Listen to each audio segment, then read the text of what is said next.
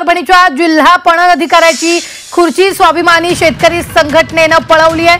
परभणी जिल्ह्यातील शेतकऱ्यांनी मोठ्या प्रमाणात नाफेडच्या केंद्राला आपलं सोयाबीन दिलंय, मात्र 1 महिना उलटूनही शेतकऱ्यांना सोयाबीनचे पैसे मिळत नसल्यानं आज स्वाभिमानी शेतकरी संघटना आक्रमक झाल्याचं पाहायला मिळतंय। जोपर्यंत शेतकऱ्यांना पैसे मिळत नाहीत तोपर्यंत खुर्ची परत करणार नाही असा इशारा स्वाभिमानी शेतकरी संघटनेने दिलेला आहे।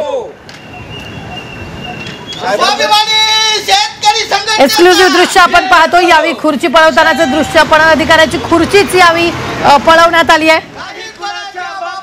स्वाभिमानी शेतकरी संघटना आक्रमक होत यावेळी पणन अधिकाऱ्याची खुर्ची पळवण्यात आली आहे।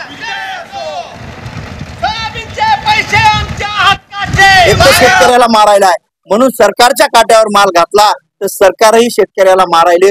आज पणन अधिकाऱ्याकडे आम्ही गेलो, काही शेतकऱ्यांच्या तक्रारी आल्या की महिना झाला आमच्याकडे पैसे आलेले नाही, म्हणून तिथे गेलेले असताना आम्ही बघितलं की अधिकारी तिथं उपस्थित नव्हता आणि उडवाउडवीचे उत्तर द्यायलेत, अप्रोल नाही, बारदाना नाही, आम्ही बघू पुन्हा 8 दिवसांना देऊ, म्हणून आम्ही त्या अधिकाऱ्याची खुर्ची आज स्वाभिमानी शेतकरी संघटनेच्या कार्यालयावर घेऊन आलो।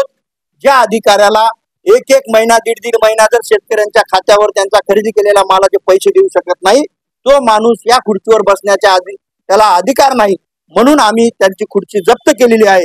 जेव्हा या शेतकऱ्यांचे पैसे पडतील त्यावेळेस त्यांची खुर्ची आम्ही परत त्यांच्या कार्यालयामध्ये सन्मानाने परत करू।